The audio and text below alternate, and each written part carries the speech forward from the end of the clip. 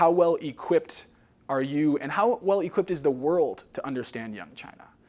Because it is likely that this young generation's sense of self, their emerging identity, is going to define the way that we live our lives, do business, interact with our families over here. The potential for impact of this young generation is unlike any other generation in the world, including American millennials. So I'm going to give you guys an example just through one industry. But the same holds true in the consulting business, financial services, in insurance, in healthcare, in retail, across the board. But just because I know a lot of you are embarking on summer travel, I decided to talk a little bit more about travel today.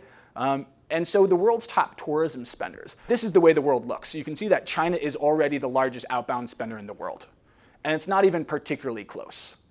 But this isn't that interesting because it doesn't show change. It's one thing to be big now, but if you're shrinking, it doesn't mean a lot. So as you can see, the top 4 contenders, the Western European plus American, great mites in the world of tourism. You can see the United States has actually done pretty well with 54% growth.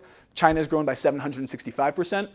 And the craziest part of this is 2/3 of all passport holders in China are under the age of 37. They're millennials. Just looking at this one industry, you can see that there's one generation in the world that is single-handedly redefining the global travel economy.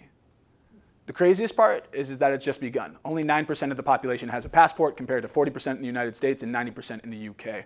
That number is actually expected to double in the next 5 years. Some people think 3.